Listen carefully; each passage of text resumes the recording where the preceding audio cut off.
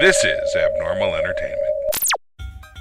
Don't have time to grocery shop? Let Shipt do it for you. Shipt lets you put in your order and brings your groceries to your door in as little as an hour. All you have to do is sign up at shipt.com and enter the membership code ABNORMAL, and you'll get $10 in free groceries on your first order. Save time, get what you need, and leave the shopping to Shipt. I am a real American, fight for the rights of every man. I am a real American, fight for what's right, fight for your life. You're listening to the No Cry Zone, a progressive political podcast on the Abnormal Entertainment Network.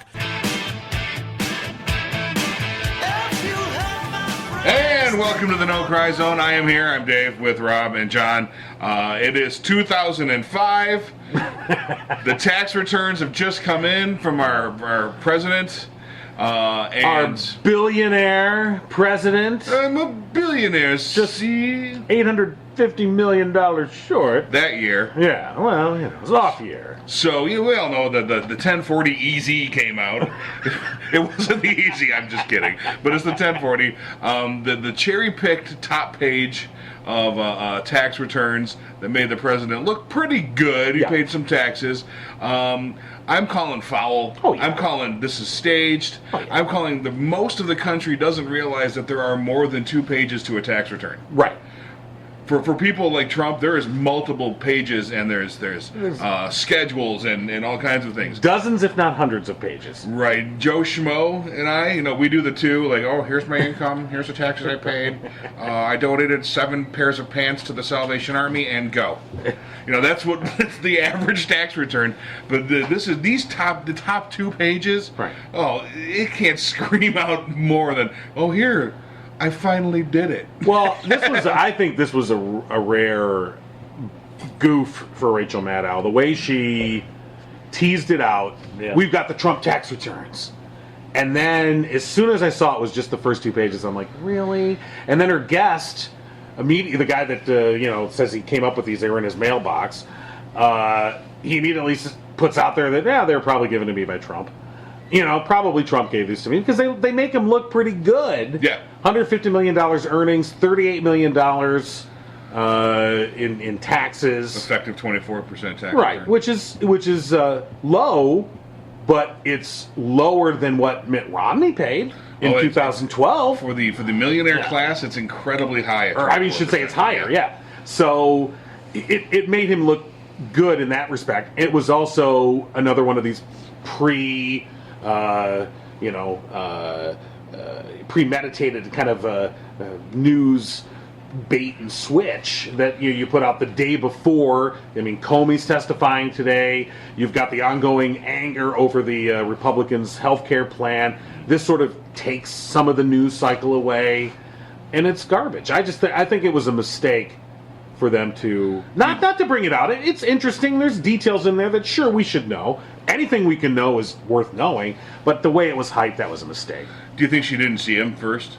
That's what I have to wonder. It smacks of sight unseen. Like, I got tax returns, and she knows the guy. Right. Like, okay, he got tax. Wow. All right, let's tease this. And then when it comes down to it, well, we have to make something of it now because we just built this shit out. She still could have done the show. I think they just should have said. It should have been basically, promoted and leaded with basically. We've got some more information about Donald Trump's tax returns than we had before. Is that sexy? Is that going to make people run to the TV? No. Is it the truth? Yeah. But so is we have tax returns. But they don't have tax returns. They have the top and sheets. See, they said that's a key thing. Well, no, they did. They have the tax return. They got the 1040 return.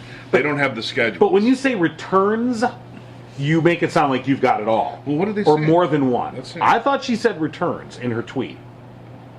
And then she did clarify. Now, to be fair, before they went to air, but after she put out her original tweet, she then said, to be clear, what I have is the 1040 from 2005. Right. All right, whatever.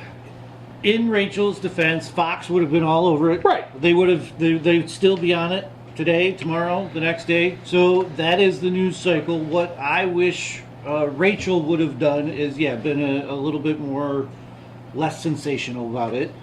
Bring it along with the rest of her story. Oh yeah, by the way, these were leaked. We think they're leaked by this, and move through it as a news story, not like what I've seen. Right. It should have been billed as another piece in the puzzle. Yeah. We have another piece in the puzzle. Right. And that's what it should have been billed as. And just as suspect as all the other pieces in the puzzle, it's unconfirmed. It could have been, Donald in the bathroom. And what made me immediately go, okay, Trump probably did give this to them, was the fact that the White House immediately confirmed it was his and had a statement ready to go. They were all over this from top to bottom. You were talking about the plant of the story. I mean, the WikiLeaks drop. Think of how quickly and smoothly they were all talking about that, and it was all in the news cycle, and it took away from what many think is the cruelest thing that you could possibly do to a populace.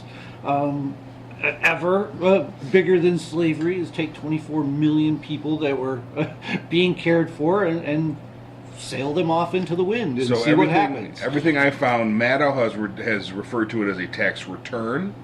Okay. USA Today referred to it as portion of tax returns. Well, this is prior, though. This is 13 hours ago. Okay, I'm talking. Well, all right. So I'm just wondering because I thought this is portion of Trump's tax returns released by MSNBC. Everything I'm finding prior to that is just tax return. Everyone else is saying returns. Okay. So I thought in her tweet that she said the White House says returns too. Yeah. Well, they're never wrong. And what I found odd about it was the year. I didn't go back and watch it, but I watched something on MSNBC before the election, and they were quoting some 2005 tax return, and it was different numbers. It was 1995. It was that far back. It was right. The 1995 where he had like 100. Oh, okay. It was a summary of something. Right. And it was a. He had a $900 million loss. Right. That would carry for 18 years. He could effectively pay no taxes up to 2003.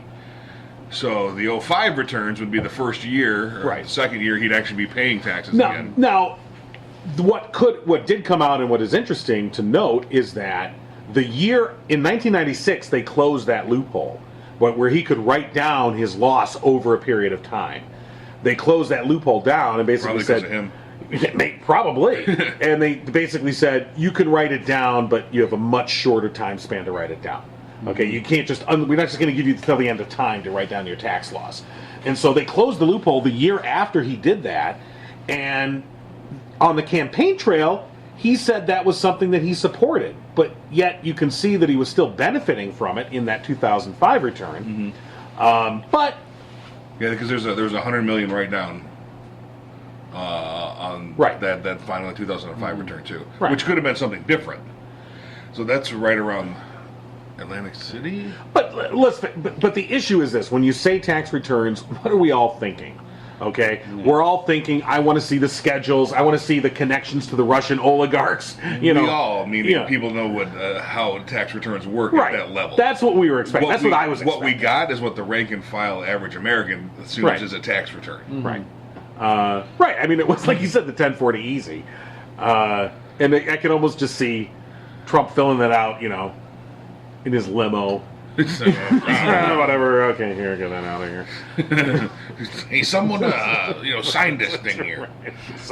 So Joe Scarborough tweeted that it was cherry picked by Trump and leaked, and then Trump's personal lawyer went nuts on Twitter, telling him to shut his big fat mouth. Right? How dare he make an accusation against somebody without any facts whatsoever? That is outlandish for somebody to go ahead and make an accusation. Someone to suggest that they did something underhanded or even criminal and have zero proof. That's just crazy. Man, if we wiretapped him, we'd get his taxes.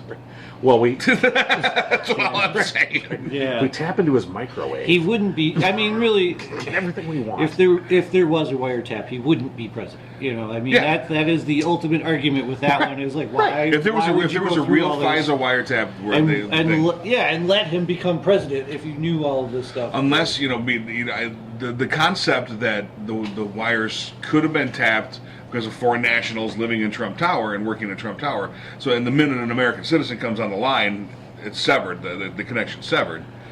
Right. So It's supposed to happen. Right. So that could happen without a FISA warrant.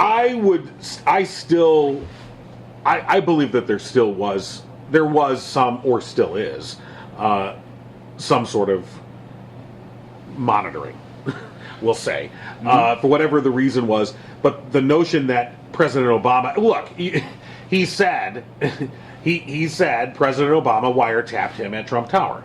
And then later, of course, you have Spicer going, well, when he says wiretap, he doesn't really mean tap the wires. And when he said Obama, he doesn't really mean Obama. And Totally messy. and You just meant Omaha. Really? What?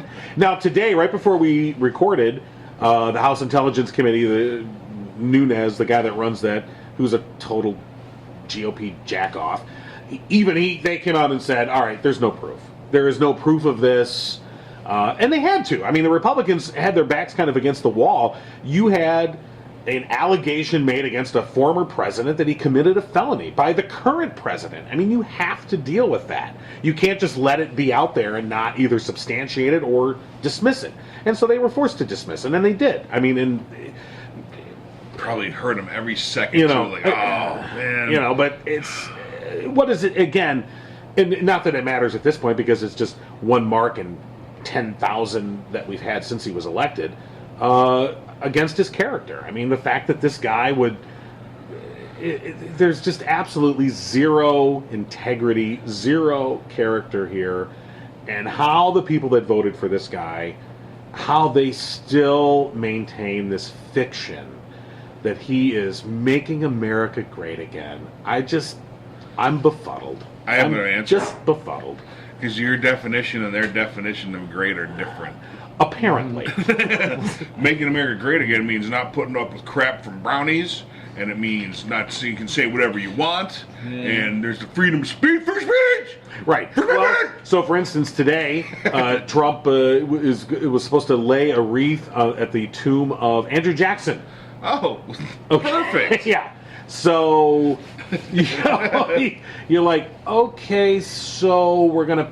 Which, of course, he's been compared to, which I think is a bit of a inaccurate comparison, but there's some just things temperament, but exactly. But of course, he wants to harken back to this white nationalist hero who had no problem letting the brownies die, and all to advance his race and his cause. So this is the guy that we're going to pay homage to. Okay, all right, sure.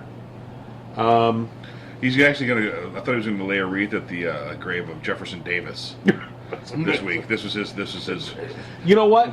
Is that far behind? No, is it it's far not. behind? I mean, honest to God.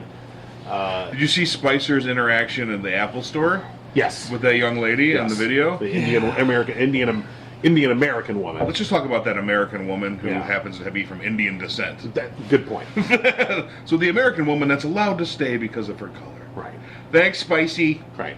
So she harasses him and she even said, she goes, I was rude, but fuck it. And it's my right to be rude. Exactly. Trumpers. It's our right to be rude, right? And start saying, That's the scary part. Yeah. How's it feel to work for a fascist? And kind of harassing him a little bit. But you know what? Good for you. I mean, if you're Sean Spicer, you shouldn't be allowed to go in public and not get harassed. Honestly. It's what you say. It's you're a public persona. That you have decided to put yourself out there and say these horrible things. You get the backlash. Yeah. George Clooney gets the backlash. Same way, any public figure gets a backlash like that. Mm-hmm. Right. He'd probably wish he had the bunny costume then. Our local radio guy gets a backlash like that. Oh, you're not kidding. He gets... Actually, no one cares. Two people care. Right. But they email a lot.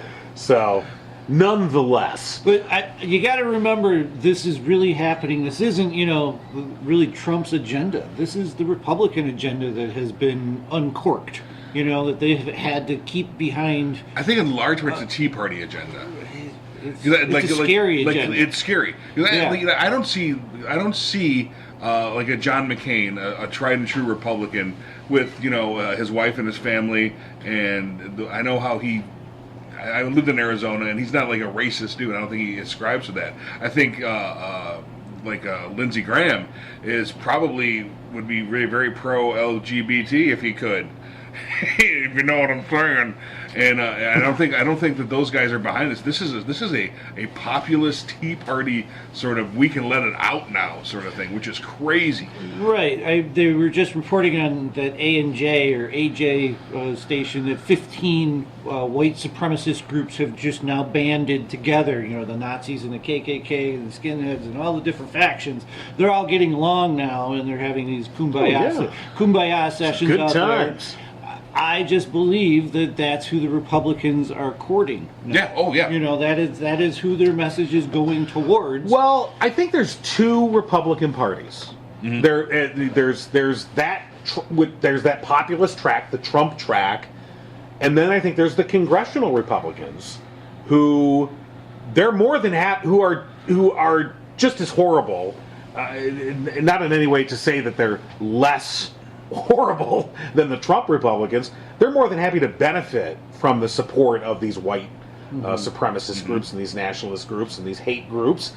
They're more than happy to benefit from it. Now they don't want to. They'll put a fine veil between themselves and these groups, and you see that with the healthcare plan. So because you have really two different plans. You had the president out there during his campaign saying everybody's going to be covered. You're all going to get covered, and it's going to be great, and the premiums are going to be low.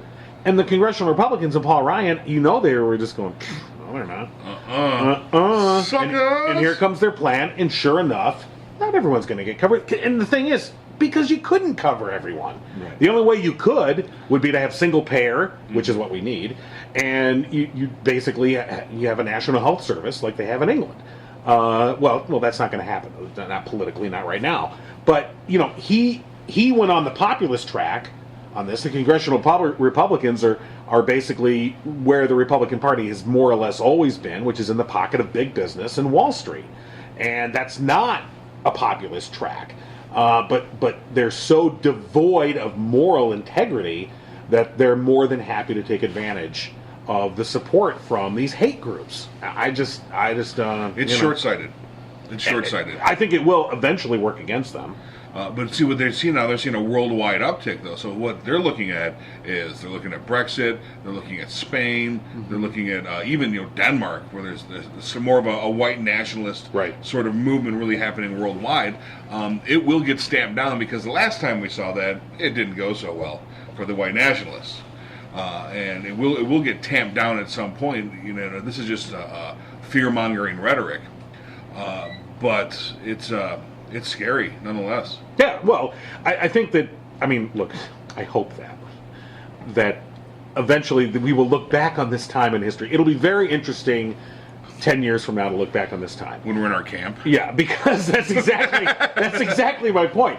10 years from now, we're either going to look back and say that was the beginning of the end. And we'll be thinking this while we're in our camp. So you'll be thinking this. I'll be thinking, is Rob done with the tunnel yet?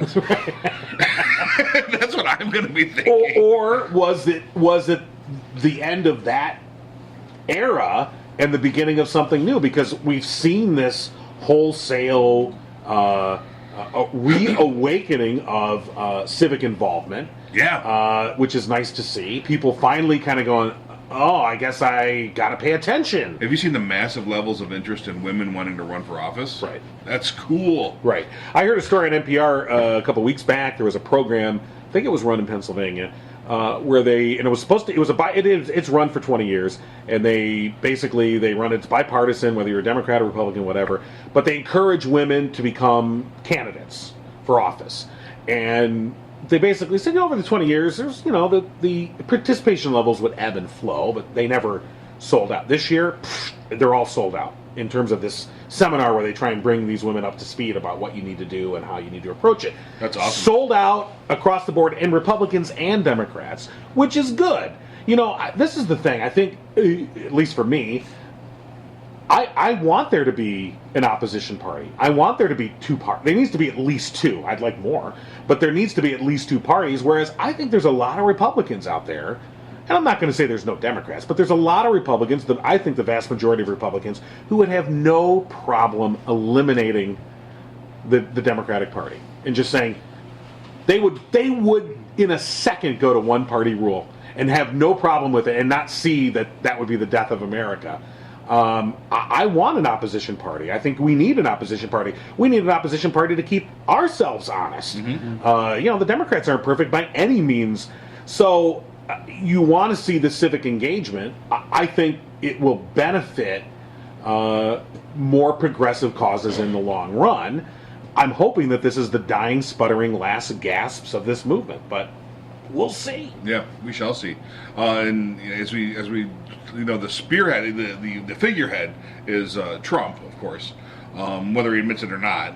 And how many more times can this guy just blatantly screw things up before the rest of the country starts to really take notice, or has this country taken notice, and it's just not getting relayed back to us?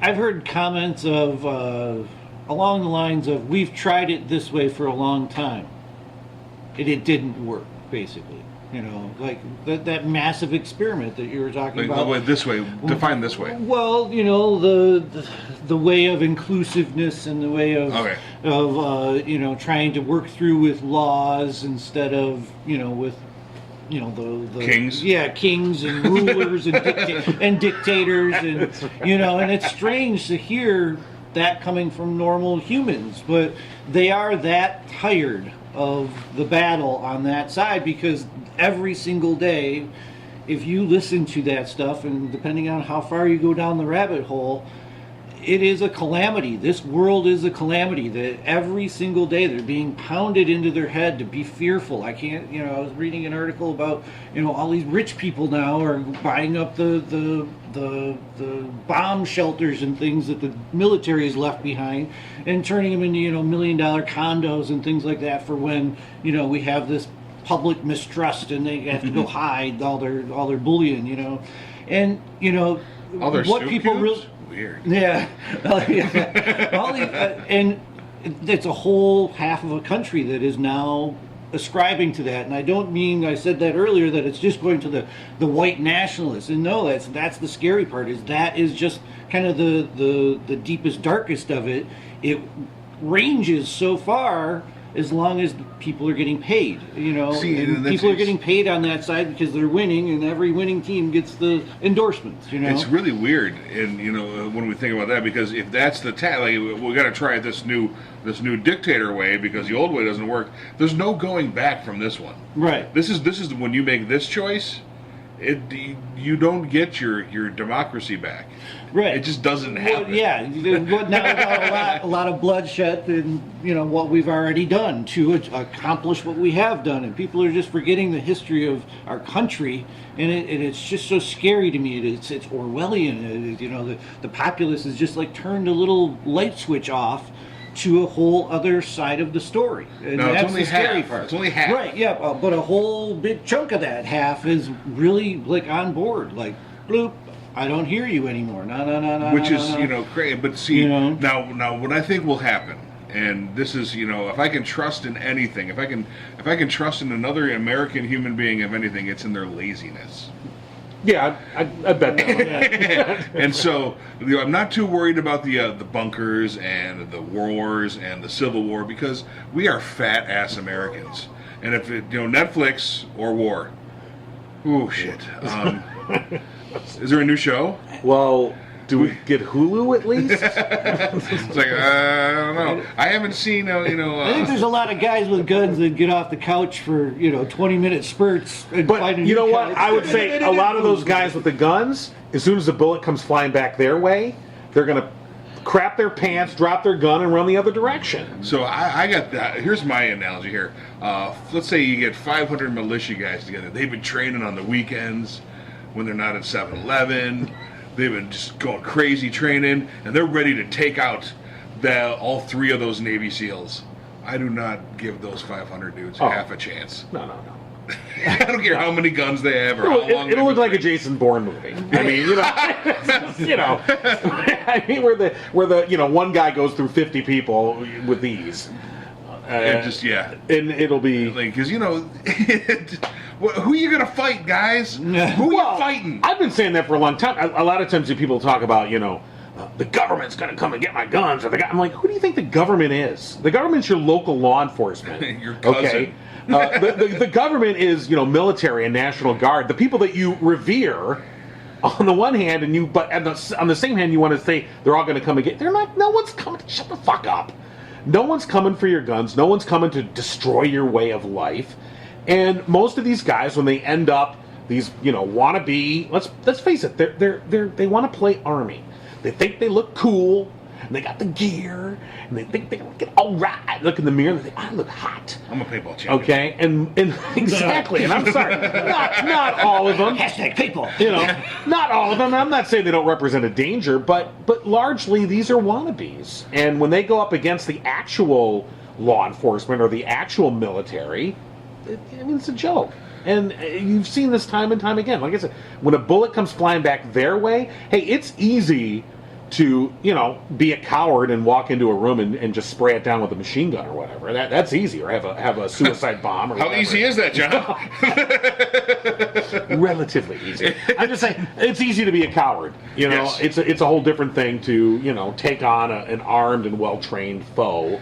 I would reference everyone a few years ago to the Egyptian summer, where the revolution wasn't going so well until the military decided to change sides and back the revolutionaries. They were going against the Egyptian military, who didn't want to fight them, but defended themselves like, no one wants.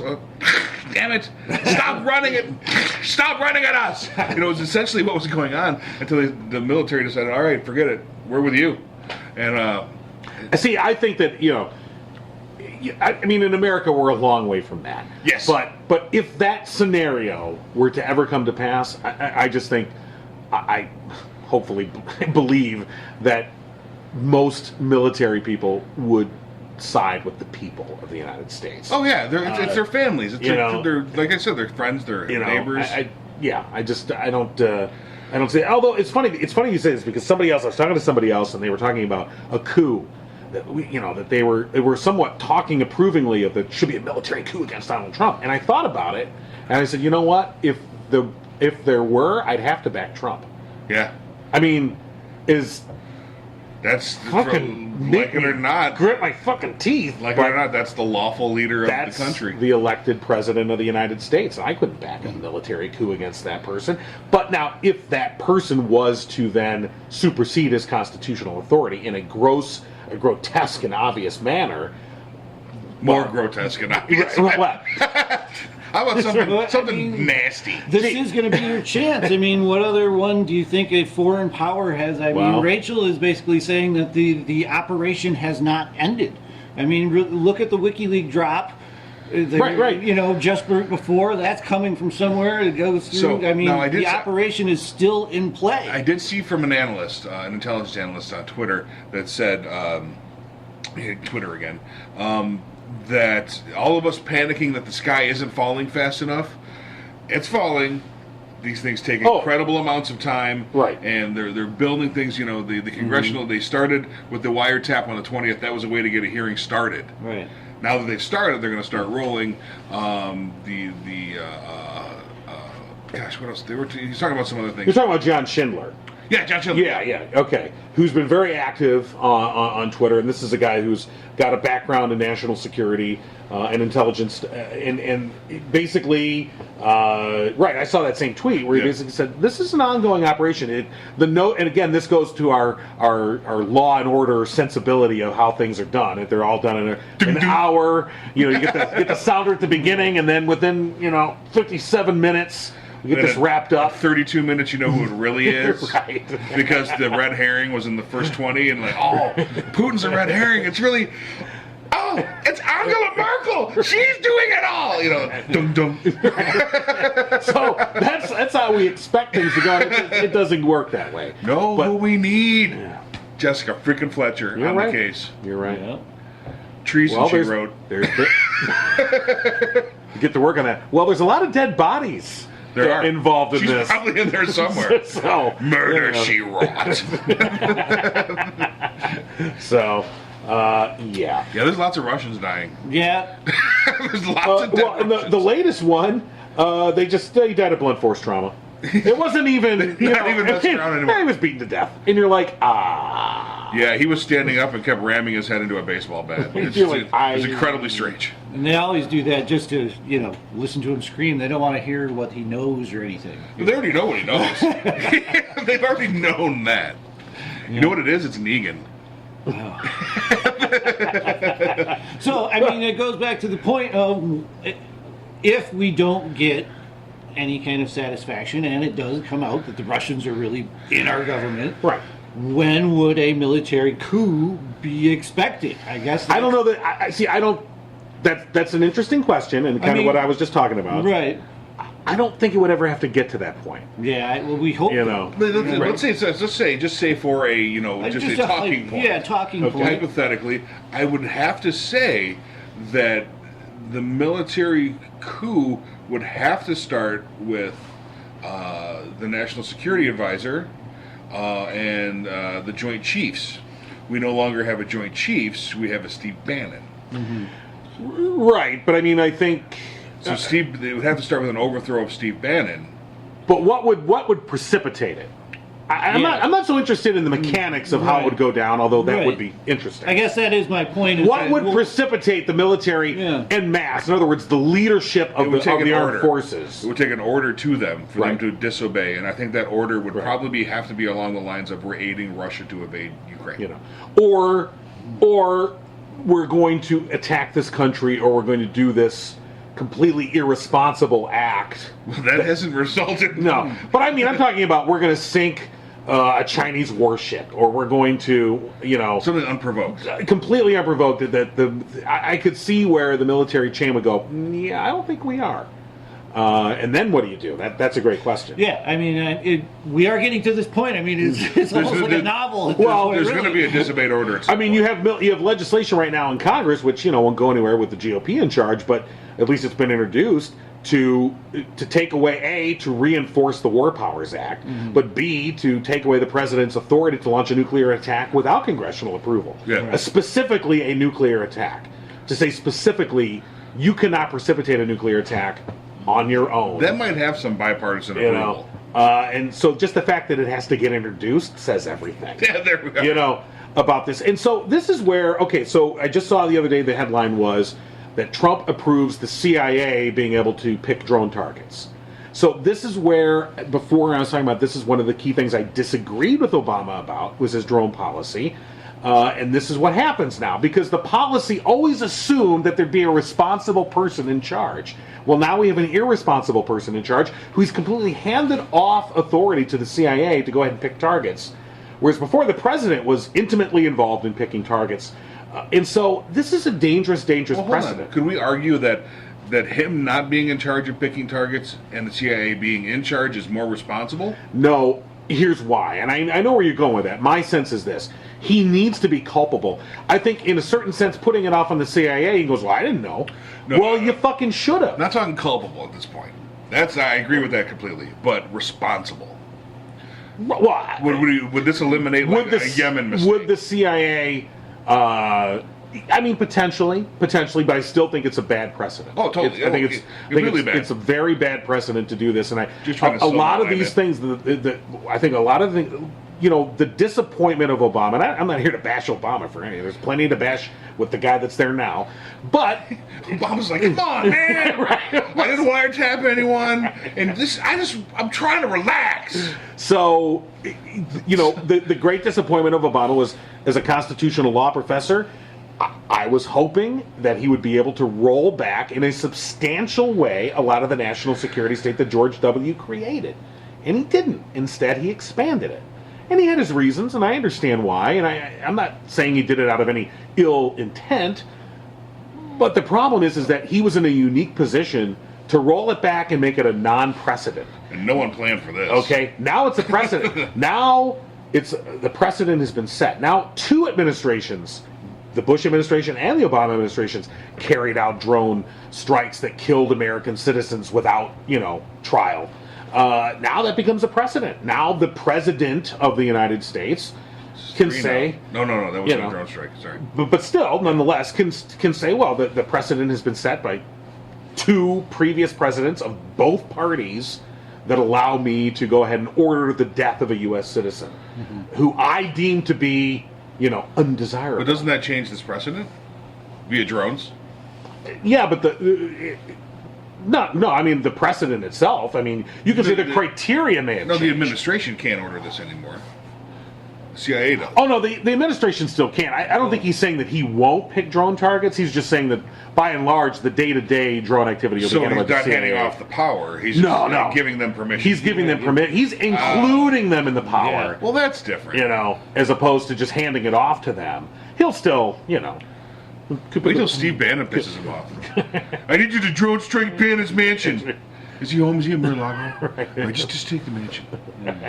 So I mean, think of the ramifications of that. You're sitting in your chalet in France, and across goes a U.S. drone on its way to target somewhere. That changes your outlook of what the United States stands for. I'm all for Or less reiterates, drone depending on how much attention Yeah. you've been paying. And your JV comment a couple of weeks ago kind of spurred a thought in my mind. How many guys we could employ down at the border? We could give 10,000 guys a $35,000 a year salary for 71 years to go man the border. Anybody who wanted to do that instead of a wall. You could actually employ 10,000 people. 10,000 people for 71 years. How long is our southern border? I think they're saying about 2,000 miles. A little over So 2,000 that's miles. 5,000 people per mile. No. Do math. Someone do math for me. 2,000. 5 people per mile. 5 people per mile. Yep. how many miles? 2,000 miles. A little over Okay, 2,000. so We're calling 10,000. 2,000. So 10,000 people. 10,000 people for 71 years, giving them 35 grand a year. So, I mean, if you really wanted to get involved and see what the action was like, you could have a JV team down there. Or how about we just do 5,000 people at 70,000 a year and we put the varsity in? Yeah, or, How about we not build this fucking wall? You really think the wall's going to get built? No. All right. I mean, I don't. he's a construction I think they're guy. gonna I think start it's a it. way to launder. I Yeah. think he's going to get the money for it. I guarantee you that. They'll get it started. Yeah, there's going to be But- some money that goes his way. But when whoever wins in 2020, please. I mean, their first order of business should be destroy the wall. We're gonna employ the equal amount of people to wreck the wall. Get rid of it. And Mexico's going to pay for that. Because it's free. There was a great editorial, and I think it was in Esquire magazine, which I thought was funny. But it hit the nail on. Oh no, I'm sorry. It was in the Mount Pleasant News. I often can apparently confuse Esquire with the Mount Pleasant. When Teen Beat or whatever it is, 17 is doing like some huge investigative journalism. The world, it's new. No, it was an editorial in the Mount Pleasant News, Mount Pleasant, Michigan News, that basically Mount Pleasant Morning Sun, and the editorial started off with a quote from General George Patton, which said, "Fixed fortifications are a monument to the stupidity of man," and then talked about the wall as a fixed fortification. You see this time and again through history. For whatever reason that we build walls or forts or castles, they're always subverted. Every fucking last time they're subverted. Every time. They never work. Never. And we never learn. And we keep wanting to build these damn fixed fortifications. And the whole point of a wall, and here we have the reason why, the notion of a wall first came up 20 years ago when we were seeing a lot of cross-border, infiltration, so to speak. You did see a lot of people coming from the south through the border into the U.S. Now it's net zero. We know that. We know that there's more people leaving than coming in through that border. But 20 years ago was prior, I should point out, to NAFTA. NAFTA did a lot, and NAFTA's not perfect by any means, and NAFTA should probably be renegotiated, and there's something I think Trump could do as a bipartisan measure that he would probably find some support with. But NAFTA alleviated a lot of the economic conditions on the other side of the border in Mexico that made it not necessary to come over to the United States. They could stay there and earn that money, which they're more than happy to do. If they, not that people weren't still coming across, but the numbers are drastically down. So now we're going to get rid of NAFTA, or renegotiate it in a way that completely makes it a useless document, and then we're going to build a wall. So it's cause and effect, except it's the cart before the horse. We're building the wall to prepare for the influx once we get rid of the economic engine which prevented a lot of these people from coming over in the first place. It wasn't a fixed fortification. NAFTA was an economic agreement that did the same thing and much better and much more economically viable than a wall will ever do. When you make them want to stay where they're at, as opposed to keep them out, it never works. Yeah. And it was a great editorial, and but here we are. Of all the things, that fucking wall still gets me the most. It's the one that just, and there's a lot, mind you, there's a lot to be upset about. Is my being played off the stage? Did my acceptance speech go too long? Wrap it up. Right. So there's a lot to be angry, but the wall is just the stupidest thing. It is so stupid. Yeah. I mean, it's just ridiculous. But even going back to the Great Wall of China, and I can't remember that big, huge fortification that the Germans put out in France. Siegfried Line. The Siegfried Line. All of those can go. Berlin Wall. You can. That's actually, the French and the Maginot Line. Yeah. And they watched all the German panzers go around the other end of it through Belgium, saying "Thanks for the wall." But now, More gas budget. That was it. now looking back in history, you can look at the corruption trail. I mean, construction is a great, right, easy way to have corruption happen. Oh, sure. There's $18 a square turns into 36, and right. 10 of it goes to I watched one guy. I watched The Sopranos. Hey, you keep it quiet over here. I always thought it was a very fitting thing for our crooked president to really be pushing for as the huge construction project. See, that that's he the could get thing. in the middle of. If we're going to have a crooked president, can't we have Tony Soprano? I mean, can we just have an intelligent crooked president? Not a complete ding-dong. The closest thing we have to Tony Soprano was the guy that, hey, shut down a bridge if you don't like you. I could take President Christie over this guy. Yeah. Oh, my God. Which would have been a lot of fun. They weren't out picketing Tony, though, either. Well, so yeah. that is another theory: is should we all just be, compliment question, from Mr. Trump all the time? Nice hair day, Mr. Trump, and and then ask him a pertinent question that only he can answer, and then run away as soon as he says yes, and say, oh wait. Yeah. It's a strange world we live in. There's this guy's ego. Yeah. It's the only way to get to him, and I'm still trying to figure this one out. How do you get to an ego that big? Embarrass him. He needs to be embarrassed. So that's why. So, for instance, I look back when Obama gave his first State of the Union, and that idiot from South Carolina yelled "lie." I still would love to see an embarrassing moment like that for Trump, where he's called out in public, live on TV, no spinning it, no going to Kellyanne or Spicer. Suck it up in the moment and take it.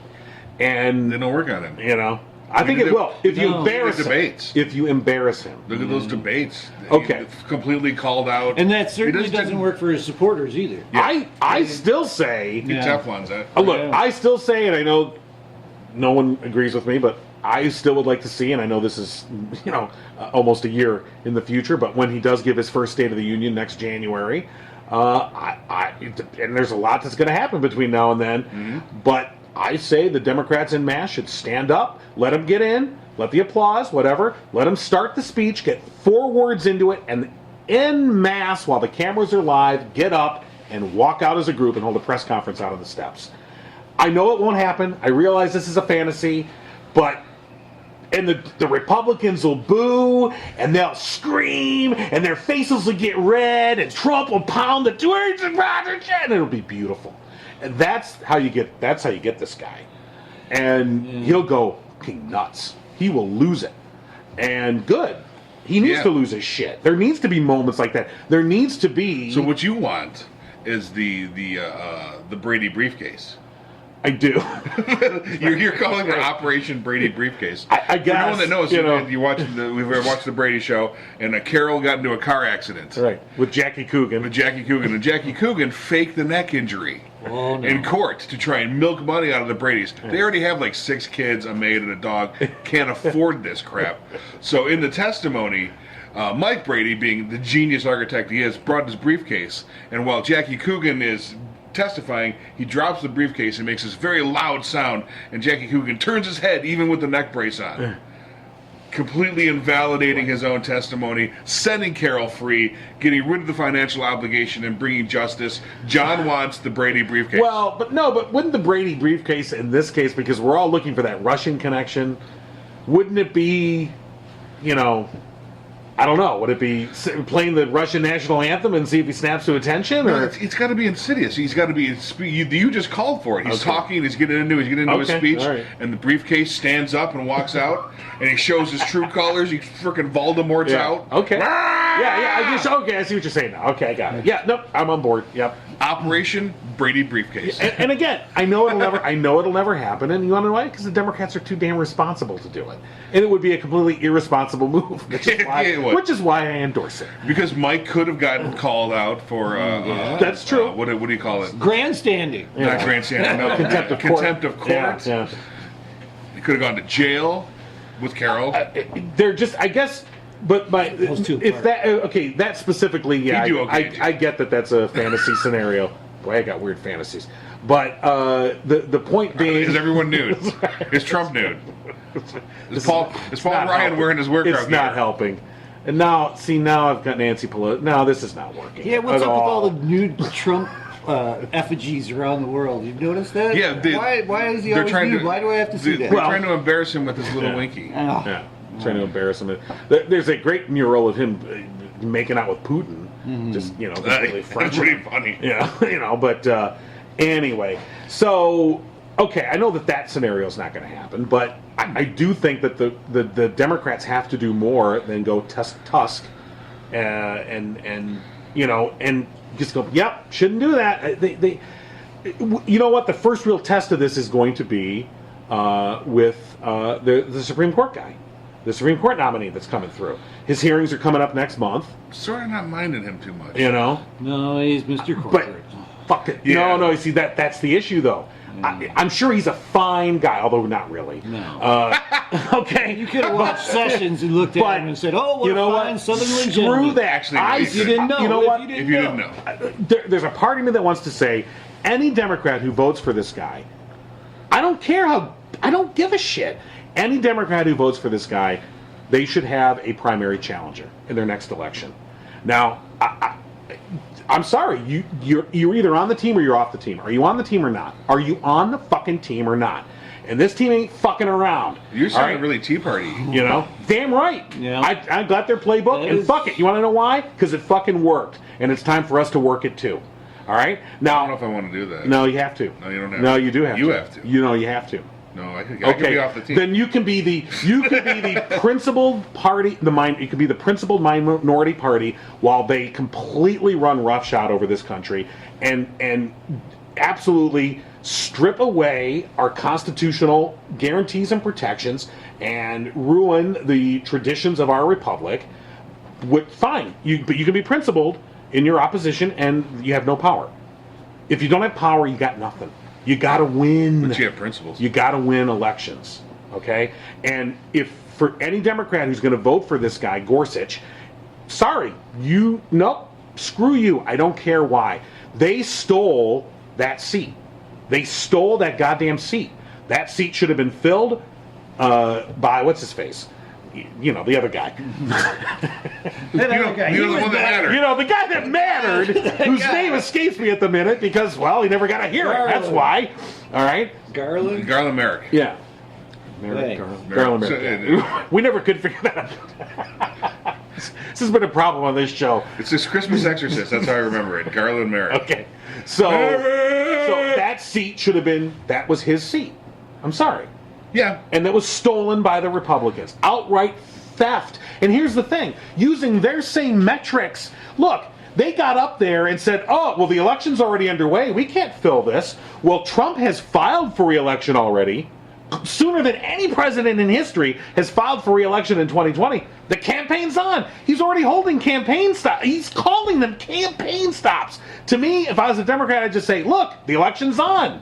We can't fill this seat. You called an election, asshole. So guess what? We're not putting your guy in here. Any Democrat who votes for Gorsuch should be primary. So maybe it's your approach that I'm dissatisfied with. I could be nicer. Because I think because you sound like them, and when you sound like them, people are going to get turned off. Oh, I'm pissed. Well, so were they. Yeah. And you can be pissed and have simmering anger. You know what? They can do it nicely. That's what I said. Just do it. You know, I think calling for a primary to them, saying it out loud, not a good plan.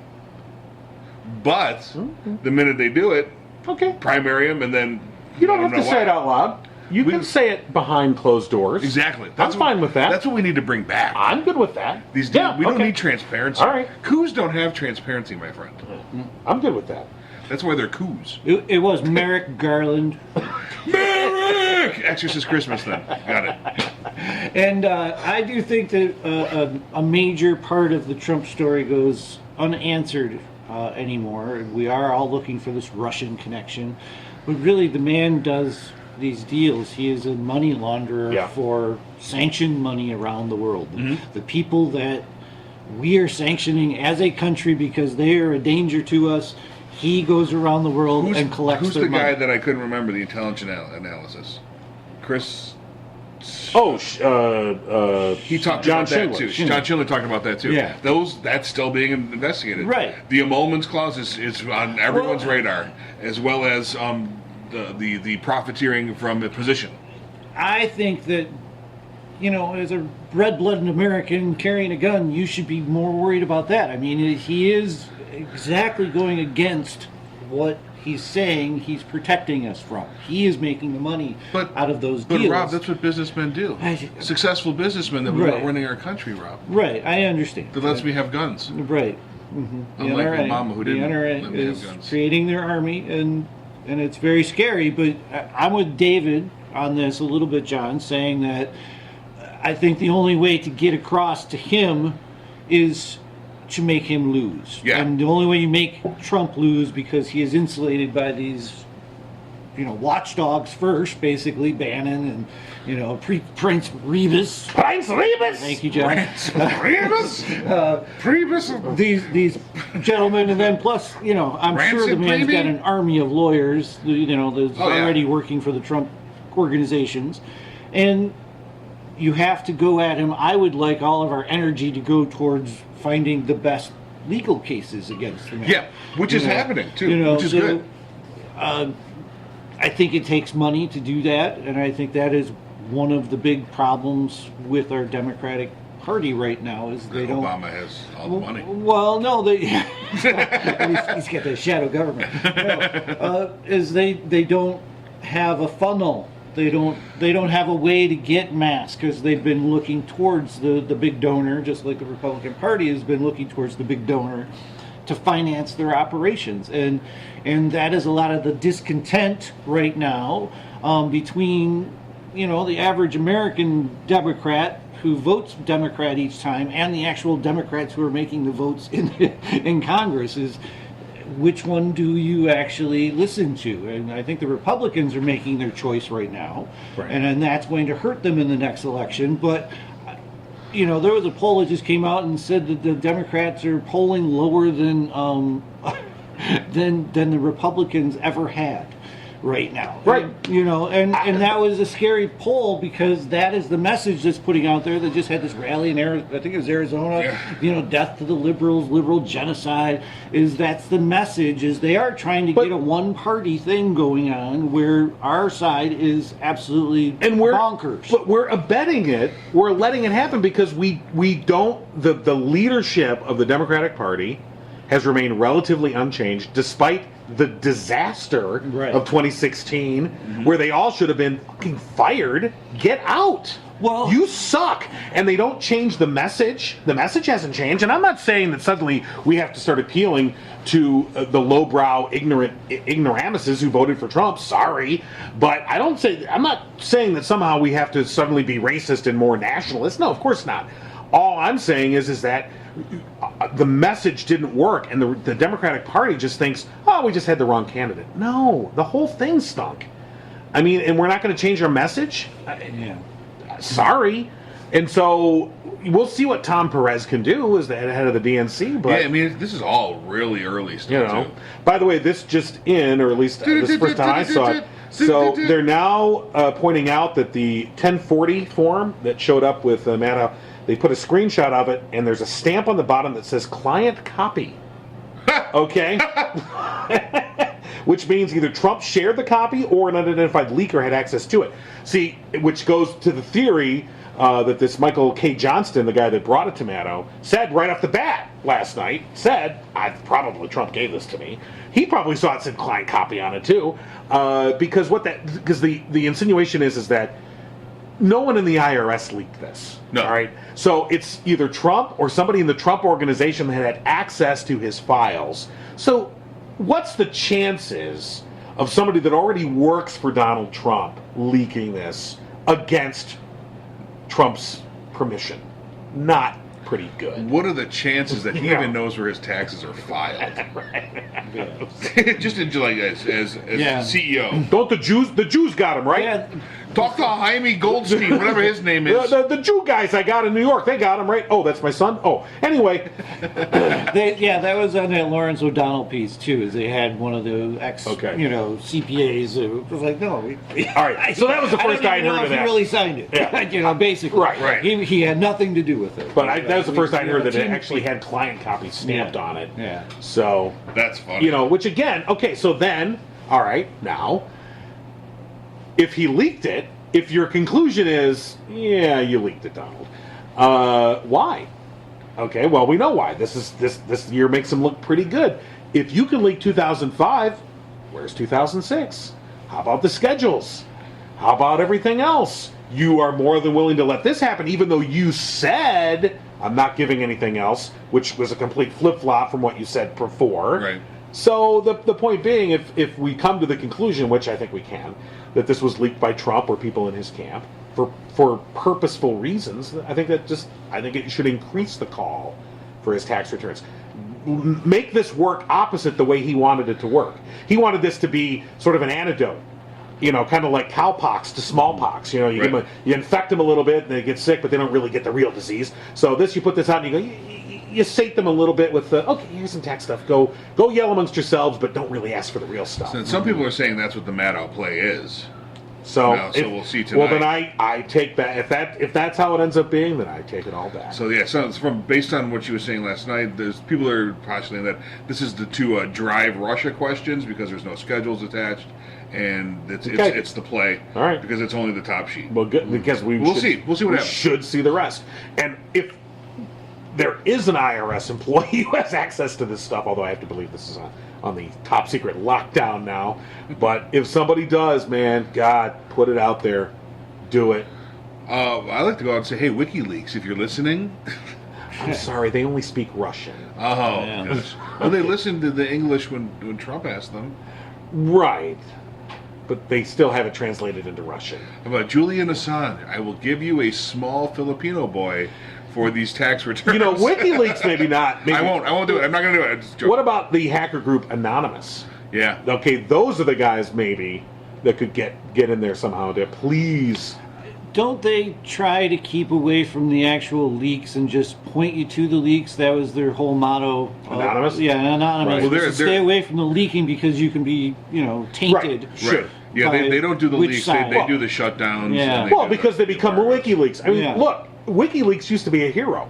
I mean, they used to be seen as in the progressive community, they were seen as, oh, these are the good guys. They're shining a light on, governmental malfeasance. But now so to follow your point, I can see why Anonymous doesn't want to go there. Right. Because in a sense, you become corrupted by it. And look at the credibility loss from BuzzFeed. I mean, they were actually building a following in news instead of whatever it was they were putting out there before that. TMZ but stuff. they had a good story, and they were actually had some good, some hound dogs on it, and they were pulling up good stuff. So but to put it out there as a leak like that, uncorroborated, it hurt them, and it helped Donald.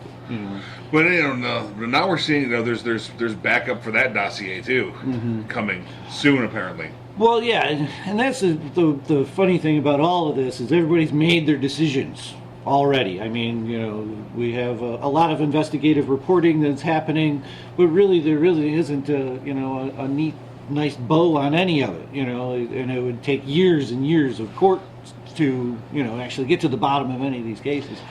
I hope that the intelligence community does have at least a plausible reason, and then what data do you have? Well, the plausible reason is the enemy in the White House to them, right, which he is. Yep. So that does then. I kind of wonder about the decision to give drone strike capabilities to the CIA, something the CIA has wanted. Okay, it's not a burden to them. They're happy to have it. They're happy to have that authority. So part of me wonders if that's a little payoff for them. Well, makes them happy. Okay, I'll give you this. Shut up. Just shut up. Or to let them shoot themselves in the foot. I see this as kind of a battle right now. It's trying to steal the credibility from the intelligence community, especially with this WikiLeaks dump. Which I don't know if anybody went out to the tech sites after that. All we're hearing is your TV can do it. It does actually take a person going into your house, changing the firmware on it because it's not downloadable. It's an actual covert operation to make these things do that. What about your microwaves? Your microwaves are capable of doing it, but only if it's a voice activated. And they can tap into those things, but it is a covert operation. You have to be. So Kellyanne was right. See, I've been mooning my TV. Yeah. Flipping at the bird. Like. Every time I'm in your house, I go violin to your microwave to try and set it. Well, violin. And Samsung's going crazy right now because their country already thought that that Samsung was spying on them forever, and they're like, oh, don't bring that up. That's deep in the language. Right. Like first our phones blow up, and now microwaves are watching you. Damn it! And we have a president that's running around with an old Samsung. Just to throw that out there. That hopefully it melts his pocket. He would actually be easily susceptible to there was the van outside. Right, I saw that. He is, all they have to have is the van. A report where there was theorizing that the leaks are coming from his unsecured phone. Yeah. Right. Well, yeah. We talk about Trump trying to delegitimize the intelligence community. The thing is, I don't think Trump is doing that purposely. I think this is the Russians.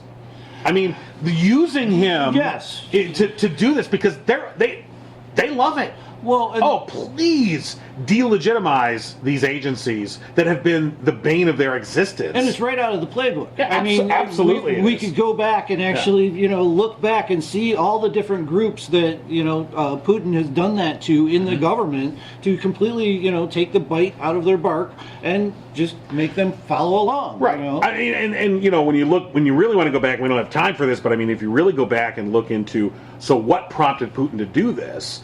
And you go back and you see that the expansion of NATO into, Eastern Europe, or far Western Europe, so to speak, or the beginnings of Eastern Europe, was in a lot of ways was a catalyst to Putin to go, fuck this. Yeah. And that especially when in 2011, when there were there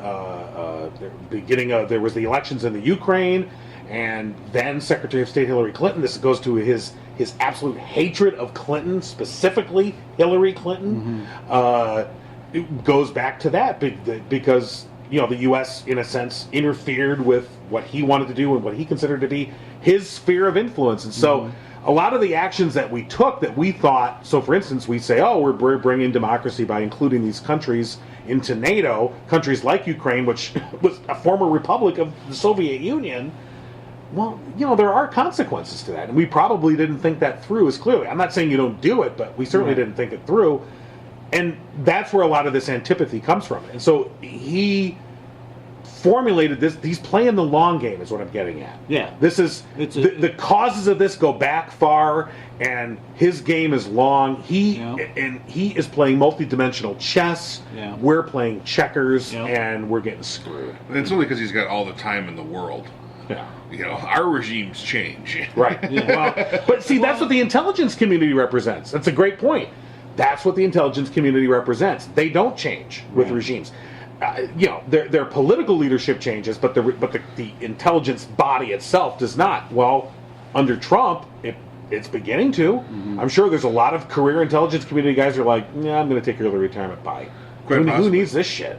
But still, I like to think that the relative safety of the United States compared to other countries it's pretty big. It's pretty massive, and as far as attacks are concerned. So I like to think that our intelligence community is doing its job, and rather well, as a matter of fact. We don't have the same issues. Yes, Russia's meddling with elections and things, but we don't have the day-to-day issues that some other republics do. Right. Well, at a skyscraper full of Chinese people, 666. That's a Kushner deal right now. 666. Right. I think it's in New York. It's a very popular name. I can't remember, but that's the address is 666. But it's really, they couldn't come up with they could, right? Really? Exactly. 665. Just 665. I'll look it up in a second. But they'd already tried to buy a hotel next to a naval base. Those are the type of things that can happen in this construction. Yep. Going back to my point of we're missing a bigger picture. Just looking at Putin, it is in the Putin playbook. But Putin has been playing these games with financiers around the world since Obama, at least, started putting clamps on all of the money going around the world. Well, the money started before the clamps. And now the money's still around the world. That is the Trump. That's what he's acting as a surrogate for. And in order to accomplish those goals, he has to discredit the press and discredit the groups against him and the FBI and the CIA. And he has to be the one voice. And I heard this. The other day, it was I can't remember. It was, I think, the Properties of Life website or something like that. But they were talking about the survivors of concentration camps in World War II. The best thing that they did for themselves to make it through that was to write down the things that were being taken away from them. And right now, that's already one step of it has already been done. The press has been delegitimized. Now no one believes anything from the press. And I can't say that's not without cause, and they didn't do it to themselves, and there aren't reasons behind it, but it wasn't a blatant... I think But now, even when the press is doing its job, even does it when there's great journalism out there, and there's a lot of it still out there, it's completely suspect. Yeah. It's all tagged. But I think no one is too broad too. And it's less than half the country is firmly believing that everything is fake and it's all Trumpy stuff. History will prove that is a big enough populace. Possibly. But history's... just the Muslim ban at the airports was a perfect indicator of how quickly the local Joe who goes to work can turn just with an order. How about this? It's also proof as how quickly an informed populace can stop it. Good. I would hope so. But that's what happened. Yeah. No, that's proof. It's what happened. TSA Joe started following orders, Heil Hitler, and concerned population said no. Well, even Muhammad Ali's son got stopped again when the ban wasn't in effect. Right. So that is a freedom that has been taken away. We didn't used to just stop a Muslim-sounding name and give them grief for 2 hours. You sure? But I have not witnessed that. I have witnessed them being Arizona. profiled, I'll say that, but I have not witnessed them being taken out of line and, once again, just what I've witnessed. But I have seen the profiling, sure.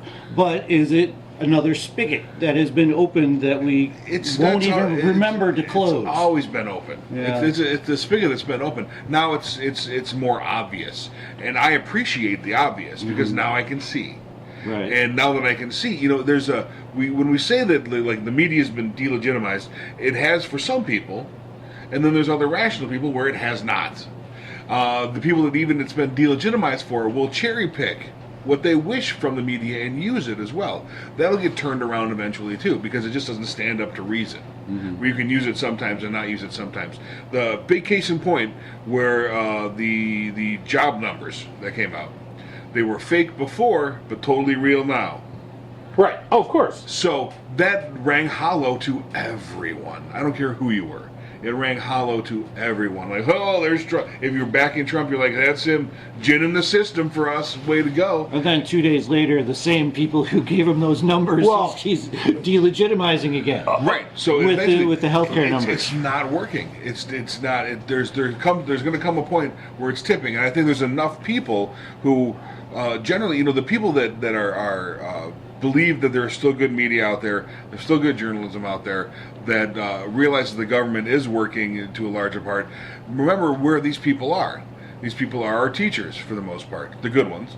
These people are our managers. These people are the ones that generally aren't in the rank and file. Right. So, trickle down information does work. Right. Let's be honest. These people live in cities. They live in blue states that have at least been traditionally blue. Live in blue cities. Yeah, blue cities. You're right. They do. But those blue cities make everything work. Right. Exactly. Oh yeah.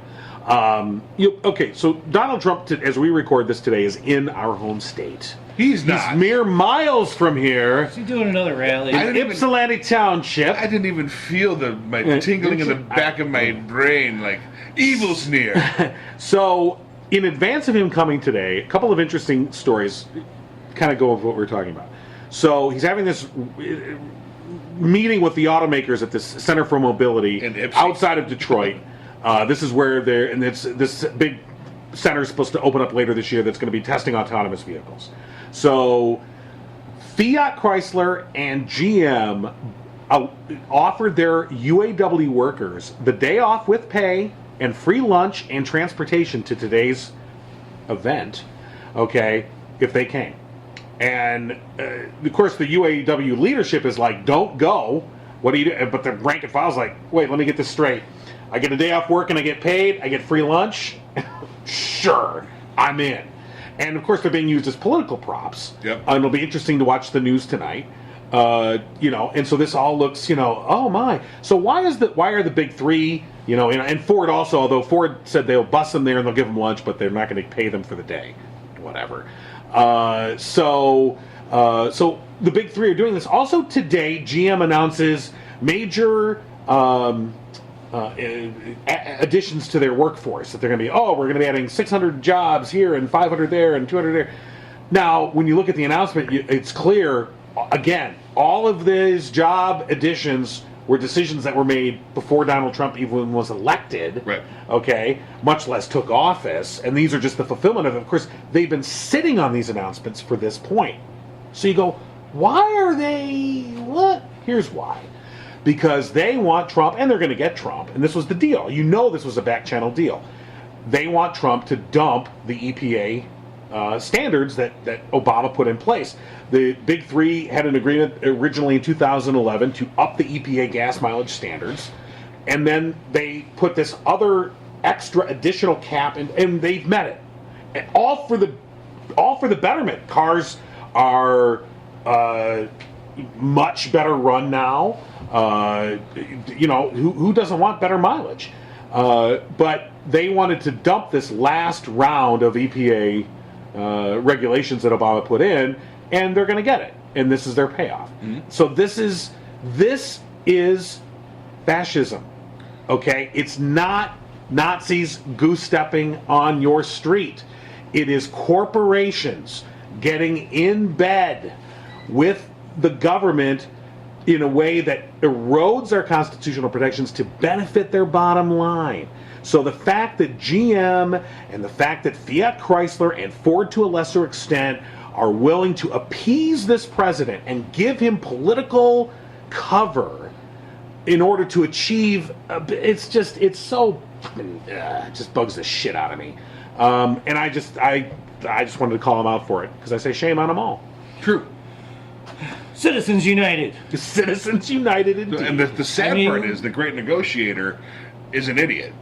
Because he's having to do all this work, and they're just holding back announcements. Exactly. It's like Carrier. Remember, originally after he got elected, he went to Carrier, the air conditioning place in Indiana or whatever, and I'm going to save your jobs. And Carrier, they said, oh, you are good. And they bent him over a barrel, and they got more than they ever could have hoped for. Mm-hmm. And for, it was a terrible, terrible deal. And for those workers who supposedly had their job saved, they didn't have their job saved. They're going to be, they'll be transitioned out later for robots. Okay, so you had your job saved temporarily, but nonetheless, again, he's an idiot. So this is the part that is worrisome to me. We're beginning to, the resistance is losing steam somewhat, it seems. Just going to go there. We're very reactionary right now. We're checking out his Twitter. We're waiting for all these little leaks that he's got coming down the pipe. What we should be doing is, getting a coalition together of this is what we do when we're all phased out with robots. This is our plan for, the automation of our workforce. This is what we'll do. We'll need all of these people come on board, and you have to start with a grassroots real plan of the future versus what these people want, the coal miners and everybody else. I mean, even Donald, make America great again. That just rings of the past. And that's what people want, is they want something that wasn't even attainable in the past to be obtainable now, and it's just beyond belief. There's a great article in the New Republic, the last edition of the New Republic, that talked about, they said the seeds of the Trump victory were sown in the night of the 2008 election. And it tells the story about how Obama built up this grassroots army of volunteers who, through the campaign, used these social media tools to get money and put together, gatherings and rallies and things like that, that propelled him into the White House. And that on the night of the election, there was a decision basically made, because there were two schools of thought. What do we do with this army of volunteers? Because that night they were getting emails at the Obama campaign headquarters saying, now what? What do we do? We're excited. Our guy won. Now what do we do? And the decision was more or less made that night to fold that group into the DNC. Instead of, because there was another group of people that said, no, we should be separate from the DNC. There should be a progressive, independently progressive organization that should then go and yes, they'll support the president on things that fit the progressive agenda, but they're not going to be a DNC animal. And of course, it was instead folded into the DNC. And this article goes on and talks about that within 6 weeks of the election, the website, it was Obama for or Americans for Obama, it became basically a place where you could get mugs and T-shirts. Yeah, that was it. That was the end of it. There was no more organizing, no more. And so this is the part of this team that we're gaining back a little bit now. Mm-hmm. We need to see that, but we should. I'm just worried that we're going to let that moment slip away again, where you have this groundswell of people that are ready to do something, but nothing ever gets done. Where's the thing? What's it gonna be? I don't know. Leadership needed. Yeah. Well, and I've been struggling with it. It's just a question to throw out there, but really think about what are 5 new, 10 commandments. What are the top 5 of your brand new 2017 10 commandments? Put in your religious ones. I don't care. Put them all in there. What is most important to you, and start working your life through those. I know we all have a religion, but as Bill Maher says, that populace is growing as well, and it's an intelligent populace. They're skeptical. They want things to be proven to them, and they are going to be the ones that are faced with these future decisions of climate change, right, of automation of our workforce, of the big businesses of the world going around raping and pillaging everything, basically. I mean, it will come to a halt at some point. They will have gotten it all. It's not a renewable source. So those are the people that we have to embrace, and I don't think that the Democratic Party is doing that very well. No, I don't I either. really don't. They just have their head in the sand with, the same old faces that just infuriate you. And we'll give Tom Perez some time. We'll see. I mean, this is But all new. I'm This worried. is all still, even the Trump administration is still really new. It feels like we've been here for years and years Doesn't and it? years. Oh But my this is God. new. This is we're halfway through the first 100. And and I think I'd like to give Tom Perez a chance. I'd like to give some emboldened Republicans of conscience a chance to do something, to make a decision. Because right now it's I don't know how long to give them, but it seems like things are still moving. It feels like things are still moving. I'm still moving. You guys are still moving. Other people are still moving. Right. So, But are we okay? But again, the analogy: are we on a racehorse or are we on a rocking horse? The difference is a rocking horse. There's a lot of movement. You think, it's fine, but you're not going anywhere. Nothing's happening. Or how about this? You're just shaking. Are we on the stagecoach? Yeah. That's going a little slower, and it kind of feels like a rocking horse. As long as it's moving forward. Forward is good. Okay. I think everything's forward. I hang on to that out of hope, as well as the idea too, the feeling of it. But there's still like you said, there's still good journalism. People are still paying attention. There's still wise people out there saying wise things and getting action taken. Right. All of these things are still happening, despite the we could give up. It's easy. It's really easy. Oh, there's no giving up. Just a little, it's super easy. Yeah. We're No, Americans, yeah. man. We're Americans. Oh, we I can mean- give up like no one's business. I mean, even think Einstein. I mean, he gave up on his country basically. Eventually, there is a give up point, John. I mean, I think there's many Americans that have actually already hit it, and they have given up on America. And I stress, don't do that. I think we're at a very early stage, and it can be squashed out with hope and love. I don't mean to get all hippie on you, but I really do think that those type of things strike a chord with voters. You can't be hippie because you smell like true cycle oil consistently. I am that guy with the chainsaw when they are there with Sowing the seeds of Yeah, love. we're trying to ignore you. John. The seeds of love. Sowing the seeds of love. I think we're going out, David. Take us out. We're out.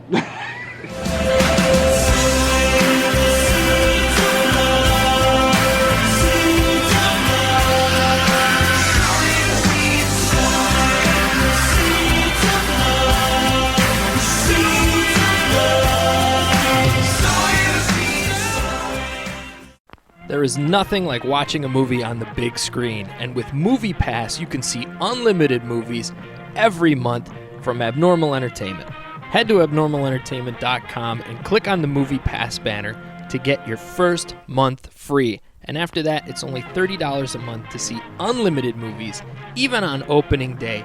Go as many times as you want. Have a blast with Movie Pass and abnormalentertainment.com. Subscribe to the No Cry Zone on iTunes and Stitcher and at abnormalentertainment.com/No Cry Zone. Find the No Cry Zone on Facebook and tweet at No Cry Zone. Email nocryzonepodcast@gmail.com. And for more podcasts, comics, books, movies, and more, head to abnormalentertainment.com. You've been listening to the Abnormal Entertainment Network.